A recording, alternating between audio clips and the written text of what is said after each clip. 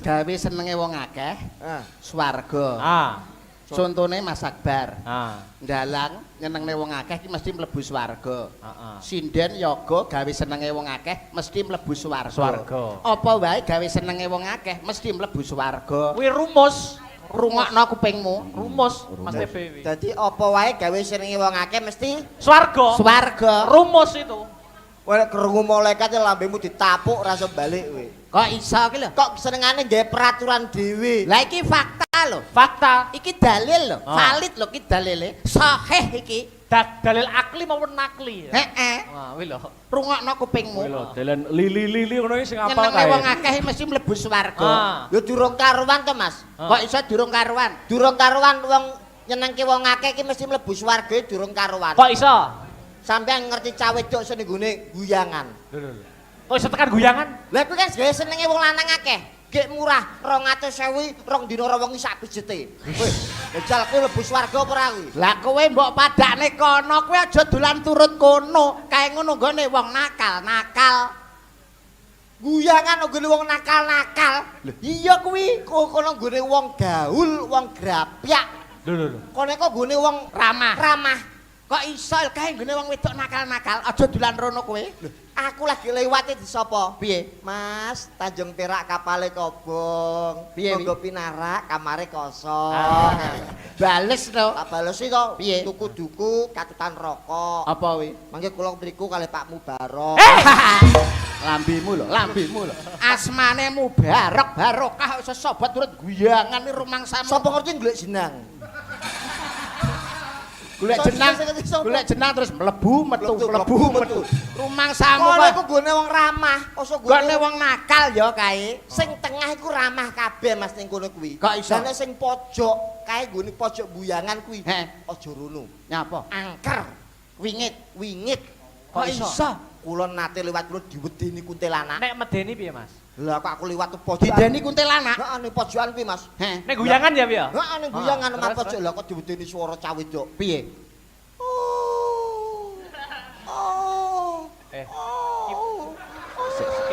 Kaya gak kuntilanak iki kayane kaya dudu kuntilanak jane. Kuntilanak. Suarane lho piye? Aku lagi liwat. Peteng kuwi. Peteng lah kok ngarepe pojok kuwi. Ya ning cedhak kamar sing anu kae. Heeh. Piye? Lah kok aku opo iki? Oke, sik to. Kae Piye to, Mas, Dok? sik kae dudu kuntilanak. Apa? Kae ngono wong nyuluh kodhok. Ngawur ae kok Lah kuntilanak. kok aku metu kono lah kok tibane wah ketok koncoku. Sapa? Lah kok Pak Mubarok ya metu kok kono. Cengengesan iki. Iki jene putrane Mas Badar karo Mas Akbar kowe menjatuhkan harga dirine Pak Mubarok kowe. Ora Mubarok iki. Pak Mubarok sapa? Sing B kelas sing A. Rumangsamu kok iso suwane nganjuk iki paling tidak nganjuk iki nggone budaya lho. Budaya. Nggone piyayi luhur, piyayi utama. Ah. Mulane kuwi salam hormat, salam takdim, sungkem bekti kula kagem para bini sepuh, dalang seniman ingkang kepareng rawuh dalu punika ugi ingkang mirsani lumantar hasta brata. Ya. Ngono. Iki sakliyane saking senior Pepadi Nganjuk Nggih, Pepadi uga ada anu Mas Yudo. Napa? Saking Les Bumi PCNU Kabupaten Nganjuk. Oh, Pak Lukman, Ya. Gus Lukman, Les Bumi. Kowe ora ngerti Pimpinane. Les Bumi, Ora rohmu ngerti. Les Karbit kowe. Las iku las. Wong kok Les iso. Bumi apa, Mas? Les Bumi ki lembaga seni budaya muslimin Indonesia di bawah Nahdlatul Ulama Gak NU. Ra mudeng kowe.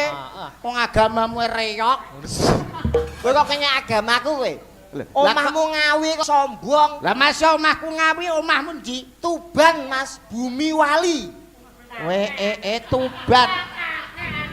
Bumi Wali. Percaya aku Tuban ki bumi wali. Kowe ngerti Masjid Agung? Heeh. Masjid Agung Tuban karep Iya. alun-alun. Heeh. Tambire aku, Mas. Aja macem-macem kowe. Apane kuwi apane? Masjid Agung Tuban iki lho. Tambire aku. Tambir sing piye? Lah ngono jare cah pondok. Sing ngurusi masjid iki lho. Kae jenenge takmir. Takmir tambir. Takmir. Yo kuwi lah dhek tambir. Lah nuwun sewu lho Mas. Pripun, Mas Mas Akbar. Yudo? Wong dadi santri ki kowe ki gak duwe potongan belas kowe kuwi. Lah Mas Akbar karo Mas Badar dadi dalang kan hebat. Gawe blangkon, beskapan, jarian, identitas seorang dalang. Demes. Sinden, gelungan, kebaya, jarian, ketok gandes, ketok luwes, ketok demes sebagai seorang sinden utawa waranggono. Lah kowe santri lho, ciri khasmu apa? Identitasmu apa? Aja ngenyek Mas. Nyuwun sewu Mas Akbar, Mas Badar. Apa? Ambek aku koyo ngene iki ben wong ngertine aku santri. Tak identitas Mas. Identitasnya? Dodo kuwi tak tato masjid. Edan. Beserta imam. Saking fanatike Mas Yudo. Fanatik. Ya Allah, ya Allah. Masjid. Beserta imam, makmun dan jamaahnya tak tato kabeh ning kene. Komplit Dane wong ngeretep. Masa ya masjid tak? Piye to weteng? Lho, tak tato beduk. Wah. Santri Mas. Wetengmu mbok tato beduk apa ya iso muni? Yo iso to. Lah tabuhe. Lah iki ngisore.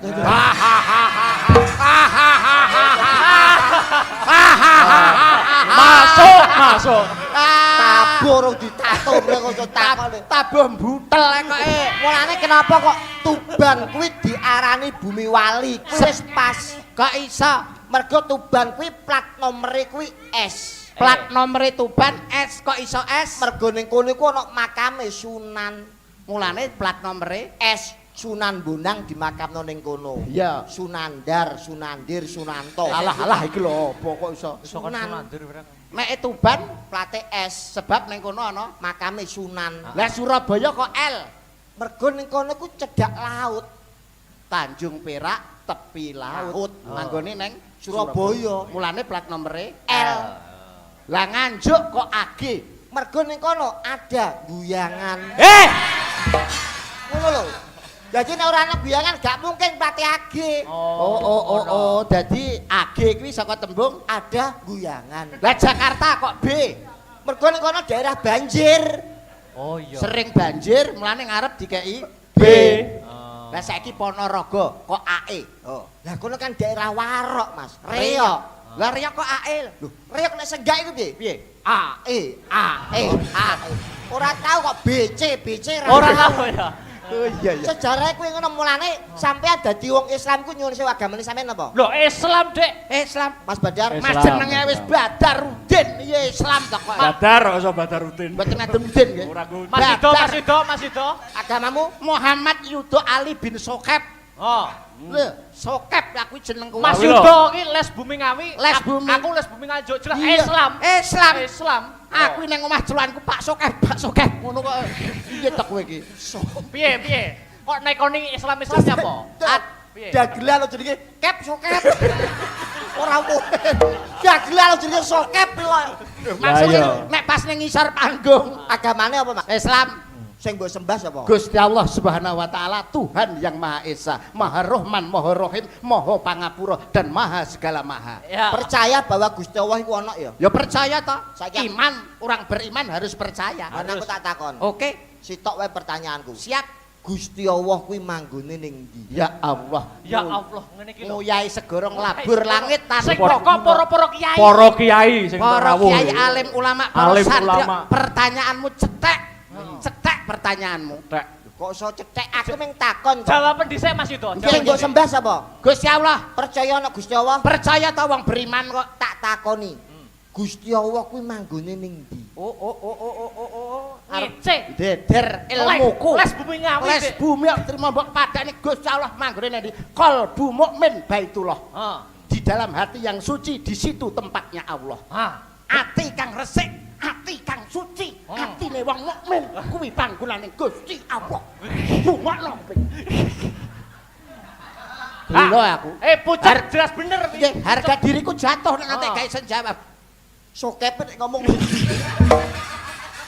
Sampai cuwi pasti mali coba. Piye bener apa ora? Bener ora qalbu mukmin Baitullah. Manggone ning Ning ati kang suci, ati kang resik. dadi Gusti Allah manggone ning Papan dununge Gusti Allah ning ati kang resik. ning gone ati. Iya. Saiki ana peso, dodomu tak bleh, jret. Ketok atimu. Ning kono ana Gusti Allah ora? Durung karuan. Oh iya. Oh, aku ngerti jawabane.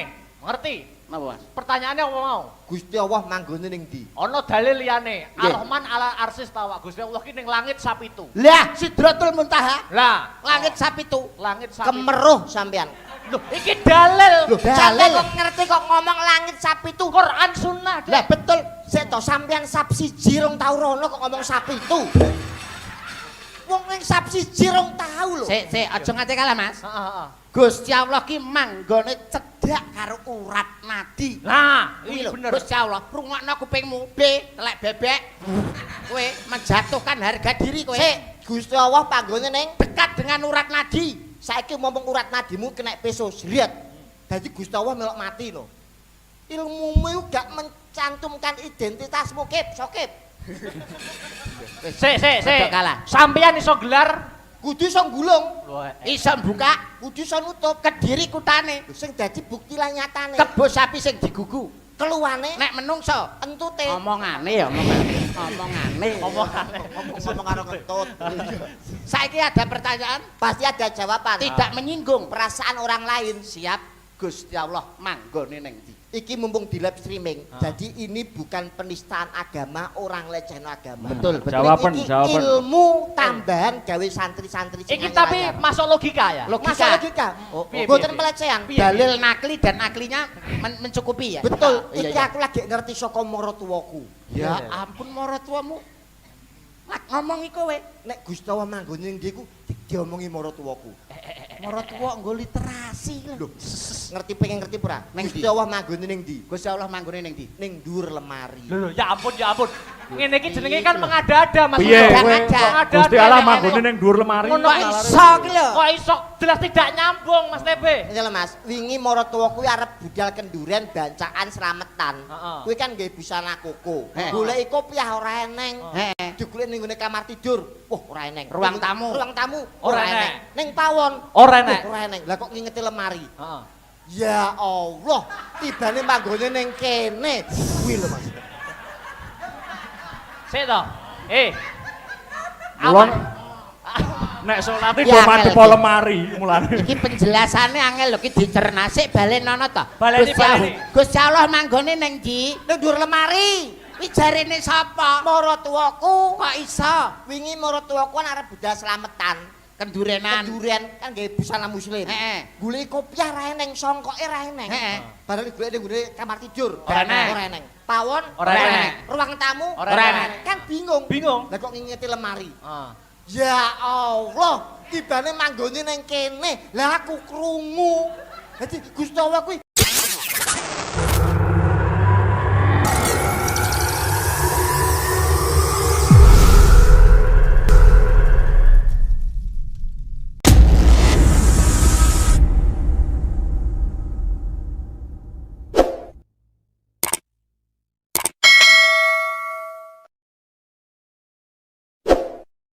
manggone ning dhuwur lemari. Mas Yudo iki jare sing Ora jane tukang sun Iya. nek kabel lecet ora ya. Bagi apa? Kowe nyetrum cangkemmu lho. Wong kok nak aduh Gusti yo ampun nuwun ngapura Gusti. Ya Allah. Ngene lho Mas tak jelasne. Maksude maratuwamu iki kok ora Gusti Allah medingkring ning dhuwur lemari ngono ora. Maksude Gus anu ki maksude kopiahe ki lho sing ning dhuwur lemari karepe maratuwanem. Ya ampun, Eh, ya ampun. Jelasno Mas. Maratuwaku iku ora ngomong ya kopiah, tibane manggone kene. Ora ngomong ngono. Ngomongnya ya Allah, tibane manggone ning kene. Kuwi lho diomongi kok. Dadi ora muni ya kopiah ora maratuwamu jek urip. Yo isih. Tulung idonono ya nek urip. Yo aja no. Tanya apa? Lah nek tak idoni engko nek wangi mutung, ora gelem goleki Gusti Allah manggone ning ndi. Lah ku ora ngerti. Oh cengengesan. Wong bedhekan ki mbaya sing logika. Wong iki para kawula muda, para nom-noman akademisi, ilmunya hebat. Kok bedhekan Iki kuliah kabeh lho Mas Yudo. kuliah. Lah kowe ro sing gendar iki. Iki kuliah ki semester 20. Wah, kowe. Semester 20 ini ning gone kampus ya apa. Semester Arep dadi TU. Masih kaya tuku kain ner Mas. Aku kurang sopan piye saiki Mas? Lagi mlebu ngucapne sing kayak sepuh-sepuh wilujeng dalu. Sing gawe nom-noman selamat pagi. Jajal saiki kowe ngucapno gawe ketua les bumi Nganggo apa? basa Arab. Lho aku yo Assalamualaikum warahmatullahi wabarakatuh. Basa iso ngaji pura. Lho ngaji aku bahasa Arabku Lah iki lho. katam, Arab ya aku Dagelan katam. pondok lho, dagelan pondok. Aku Sirahe basa Arabe apa? Raksun. Nah. Ngakno kupingmu. Raksun. Mripat Ainun. Lah kuwi lho. Dan ini yo iso lho. Iso. Iso toh. Podok kok. Saiki nek selamat Tafadol. Lah, Silahkan. Silahkan. Tafadol. toyib baik. Toyib, bagus, Bagus. baik. Ah. Toyib. Innallaha Syukron. ma'asabirin, innallaha ma'asabirin. Innallaha ma'asabirin. Kuwi Wong sabar kasih Gusti Allah. Syukron, terima kasih. Terima kasih. Sukron iku adalang to. Bahasa Arabe cukron kuwi terima kasih. Terima kasih. Lah ya mau nek sirah apa? Roksun. Ripat. Ainun. Selamat pagi. Oh, gak eruh aku. Gue ngeruh aku nek selamat pagi dereng ngertas Oke, kula. oke. Selamat pagi. Ngono kok Afadol. Yo kan Mas Yudo pas pelajaran kuwi gak Pas angkat, pas selamat pagi kuwi aku pas julang kuwi aku keturon. Nah, Dadi rapal. Wah, padu ra iso ngomong kayak keturon. Nek kepala Roksun, mata. Ainun, Lah nek selamat pagi bakdo subuh. selamat pagi Pak. Bakdo. Ora kok bakdo subuh keliru, tapi bakdo subuh. Nek selamat pagi. Selamat Nek pagi. selamat siang. Bakdo duhur. Selamat malam aku roh berarti. Apa? Bakdo Isa. Pengengesan bakdo Afadol Sukron karo apa Mubarok. Kok sing dihafal Mubarok. Bangsane. Wong bedhekane sing ilmiah. Ah. Kowe kok iki jabjar ilmiah. Lah ke mangsamu ke apa pinter ngono piye? Lho, Mas yang ngene lho. Mas Badar iki S1. S2 Mas. S2 Dek. S2 kula S1. Mas Akbar Ah. S1, Mas Badar S2. Aku elek-elek ya S1. Ah. Ora kok wong pinter iku bukan didasarkan oleh gelar. Ya. Lah tapi oleh IQ. memang AQ nek gak salah sak gelas 500. Kuwi AQ tolololelelot AQ kuwi lho. Aku wae ngono. IQ iku sing kuwi lho. Melok grup pangunci lho. Apa kuwi? Paguyuban ngunjuk IQ lho. Piye bedaan apa jajal? Kewan, ngerti kewan? Ya roh to aku. Kewan. Kewan itu termasuk ilmu biologi. Ah. Kewan apa sing buntute 5? Ora enek iki ngawur pertanyaane. Pertanyaane gak masuk akal. Masuk akal. Gak logika. Gak iki. logika. Ora enek. Mubengo jagat ora enek. Ora Jagat enek. tepung gelang masih to dibelah dadi 5. Ora Ora enek enek. kewan kok buntute 5. Oh, Kuwi ora gak- enek. gak masuk, gak paling masuk pol akal. paling pol loro. Buntut ya siji, Ngono kok loro. kakek ngomong S1, S2. Loh, akademis. Kenyataane Ora Akademis wong ora Ora enek enek. buntut 5 ki. Ora nalar kuwi, Ora nalar we. Paling pol loro. Loro. Itu mah cabang. Heeh. ngene ya tole alah karo Badar. Sinau dhisik. Sadurunge mungsuh bapa. Iya, iya. Bapa apa? Bapa. Bar gowo. Kuwi tulung ilmiahnya, Mas. Hah, Kewan buntute 5 kuwi ana. ora enek, Mas. Ana. Ora enek. Ana. Kewan buntute 5 apa? Wedhus. Ah. Lah kok iso wedhus lho? Wedhus iki nomere pira? 35. Kepalane, Telu buntute. 5. Lah, wis wis. S1 itu bukan Bener. jaminan lho. Bener, TB bener, TB bener. Iki jenenge pekat penyakit masyarakat Mas Yudo. Wis salah mungguing pemerintah, dosa mungguing agama. Ah. Kewan buntute 5 mah apa? Wedhus. Kok iso? Wedhus iki nomor togele pira? 35. Kepalane, Telu buntute. 5. Oh iya bener, masuk akal. Ngepul kok Mbak Lawang to, Mas. Dan S2 karo S1 ki apa? Nek apa 35? Wedhus. Nek 32. Ula, 23 kethek 02 bekecot, selikur. wiyangan. Kapal, papat pitu. Banci to, Mas? Kowe kok apal? Apal aku biyen bandar kok kaya to. Pak polisi. Ora bangsa kok iso. Cengengesan kowe. Niki sing baku mengucapkan muga-muga Bu Tia Dasi. Sintia Dasi. Ya. asmane rumah makane wae Lumintu. 3 suku kata Lumintu. Wah, Lu. Lu. luar dalam ruangannya akan selalu dijaga kenyamanannya karena rumah makan Lumintu bukan hanya mengutamakan Waduh, rasa meno tapi juga singkatannya kok. kenyamanan. Oh iya iya. Jatuh. Hebat. Lu kuwi lagi lu. Luar dalam itu nyaman, Iya. tempatnya api. Min. Minta apa saja akan selalu dilayani karena Anda senang, kami pun ikut senang. Oh. Kepuasan pelanggan lebih diutamakan. Betul, karena Lumintu mengatasi masalah tanpa masalah. Gadean kuwi gadean. Pegadaian Lu we. min terakhir Tu. tu. Ah. Tu kuwi turahan. Wow. Turahane Bati insyaallah barokah gawe nanggap wayang karo dagelan. Ingkang satulung marang aku ora ana daya rinangka kajaba saking Allah kang aku sedulurku aja nganti kliru mong Gusti Allah sesembahanku rintan lan dalu mong limang waktu kanggo mrasa mungkar lan nafsu aja nganti kliru mong Gusti Allah sesembahanku rintan lan dalu Sekali lagi Mas Bambang. waktu Yuk. kanggo mrasa mungkar lan nafsu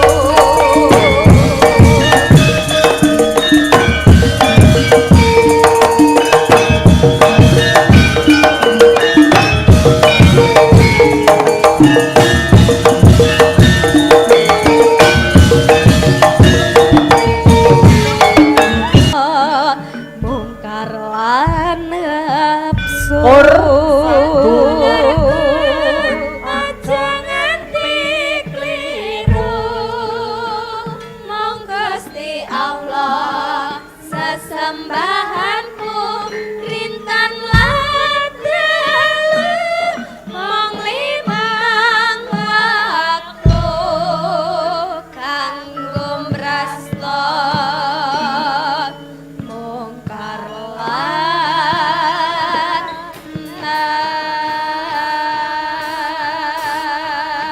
nafsu. Nduk, Limbo, awake dhewe uga ngaturake panuwun terima kasih yang sangat banyak dumateng Ibu Sumiati sekeluarga. Oh nggih, mau wis maringi Astabrata jajan sak mobil, Mak. Wah, luar biasa. Iki Ibu Sumiati sekeluarga adoh-adoh saking Blitar. Oh, saka Blitar adoh kono ya, Mak. Rene mung gawake ya to jajan-jajan semono oke. Nggih, matur nuwun lemah teles Gusti Allah ingkang paring piwales. Amin, muga-muga rezekine ya lancar. Amin, amin, amin. Pinaringan sehat lan panjang umur. Amin. Supaya iso ngestreni awake dhewe wong loro ya, Mak. Amin ya robbal alamin ya, Nduk. Lanjut ya piye, Mak? Iki sing dianti-anti kudu wis dadi bukti ya kuwi Iya. awake dhewe menghibur pada malam hari ini dalam sajian wayang virtual ya ora dhewean. Oh ngono, Mak. Awake dhewe ya ngajak para kadang bintang tamu supaya ngregengake swasana ing bengi iki. Iya, Mak. Sik, Mak, aku takon. Piye piye piye? Sadurunge ngunggahne kancane awake dhewe. Betul betul.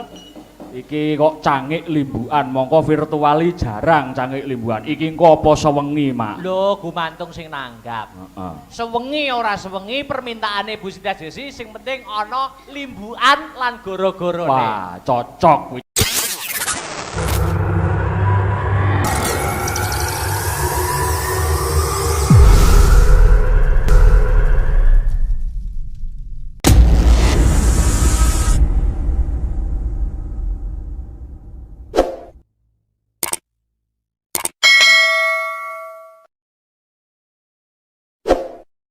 Cocok.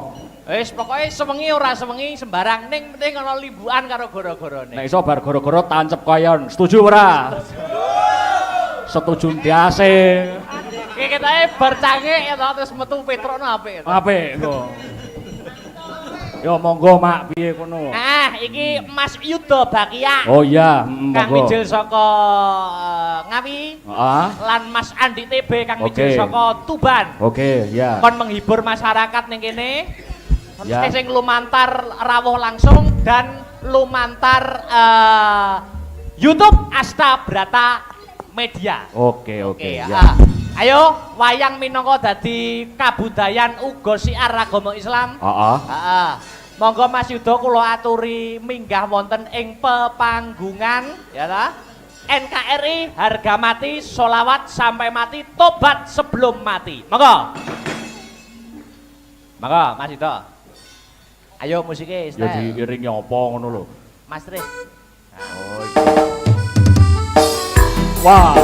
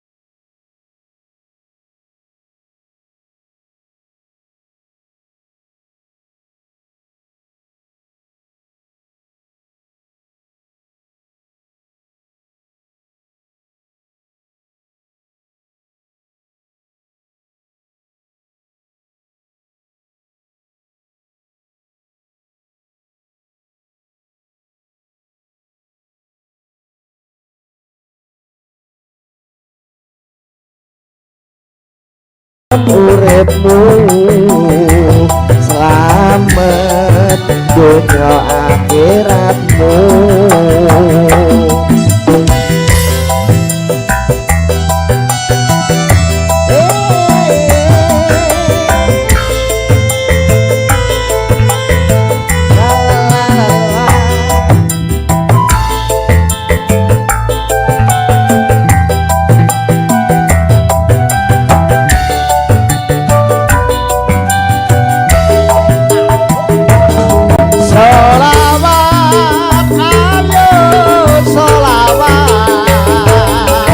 Gusti Allah wae selawat selawat ayo selawat wong malaikat wae selawat kepingin Pengen sehat, ayo selawat. Kepingin nikmat, ayo selawat. Pengen syafaat, ayo selawat.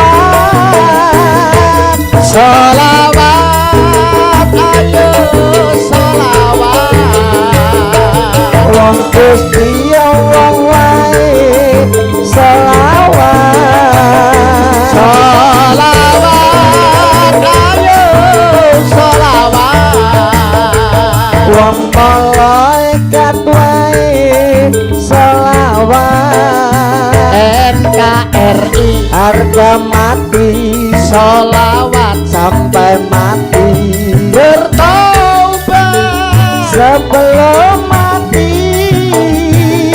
NKRI harga mati selawat sampai mati. Taubat sebelum mati. Allahumma sholli ala Muhammad. Allahumma sholli alaihi. Alhamdulillah gayeng. Alhamdulillah Jan. Alhamdulillah. Gayeng regeng dalu punika Astabrata luar biasa. Nggih, memang astagfirullah itu luar biasa memang. Astabrata Mas. Astabrata. Luar biasa. Mas Akbar karo Mas Badar ki piyayine ya pirsa, sapa to dagelane? Cak Yuda kuwi terkenal sebagai dagelan Pondok Republik Indonesia. Wah. Mulane munggah selawatan lho. Asma kinarya japa? Akbar. Akbar ki saka tembung gedhe, gedhe derajate dadi dalang kondang misuwur sak Jawa Timur, sak Nuswantara lan sak donya. Akbar. Amin. Mas Badar apa? Badar ki saka tembung al-badru tegese bulan purnama sumunar cahyane nerangi semua kegelapan di muka bumi ini. Aku rungokno Astabrata rungokno. Mas itu dalam nek Mas Badar nerangi nggih. Nerangi apa metengi? Gak mesti, kadang ya nerangi, kadang ya metengi. Oh iya. Turunane PLN deh. Oh iya. Tapi pan positif nggih Mas Yudo nggih. Positif. Akbar Badar. Akbar gede Badar wulan purnama dagelane Yuda. Yu kuwi Rahayuda, kuwi Widodo. Rahayu kalis ing sambikala Widodo ora ana apa-apa. Bapake dalange jenenge Pak Mubarok. Panjenenganipun Pak Borak. Pak Barok. Mubarak. Oh alah, Mubarak kuwi jenang kudus. kok jenang kudus. Mubarak kuwi tegese barokah. Barokah kuwi ziyadatul khair, bertambahnya kebaikan. Amin. Kuwi Pak Barokah. Dagelane TB. T kuwi telek, B bebek. Ora ana jeneng Islame. Oh TB ora Islam blas.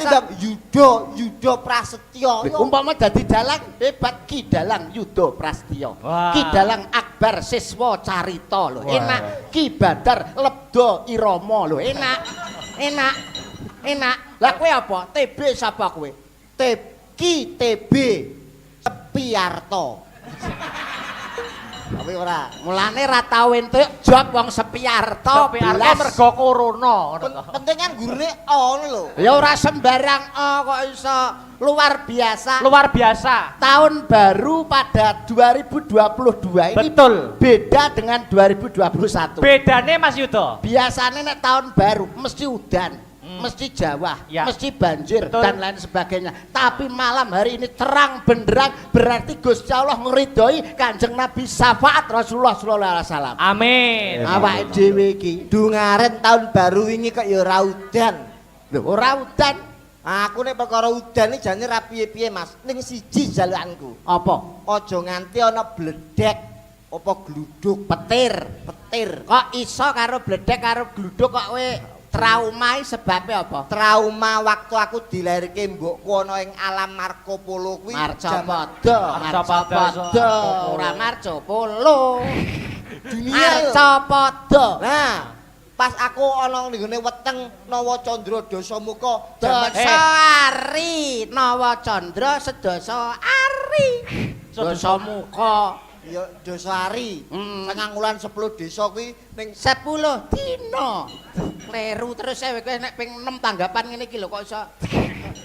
Ya kuwi kan nyuwun sewu anu Mas Akbar. Pripun. Tak critakne sejarah. Pripun. Zaman semono iku rong ana bidan, rong ana Rumah sakit, ora ana. puskesmas, Aduh, eneke dukun bayi. heeh. Lah mbok kan ben pengen cepet akhirnya ngerabas liwat sawah. Lah kok udan riwis-riwis. Ora wis. Ning tengah sawah lah kono Nggih. bledek.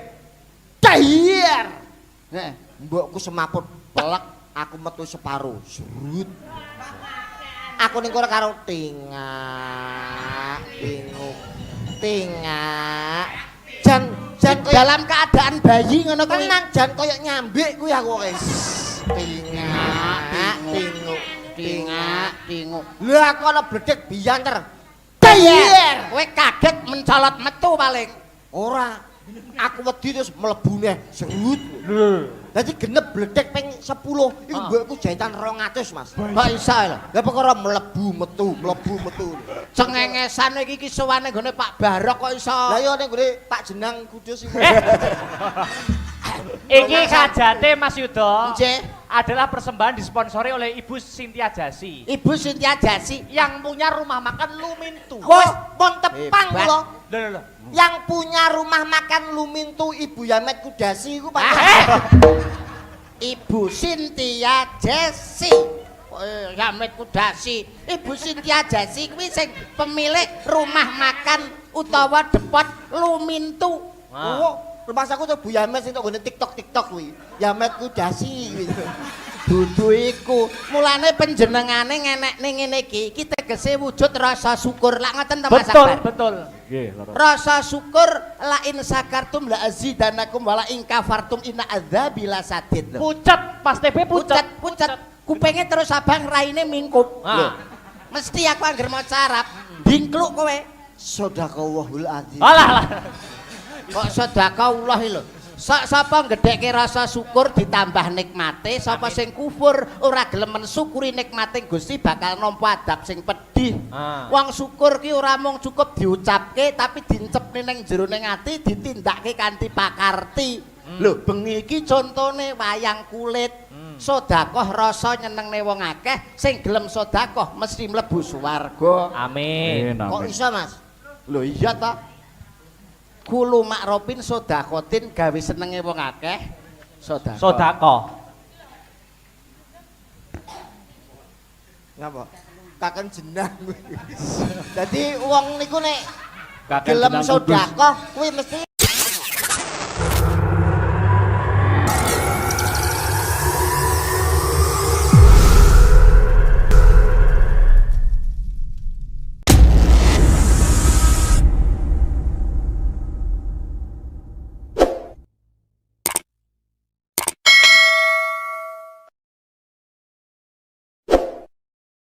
mlebu swarga. Ya.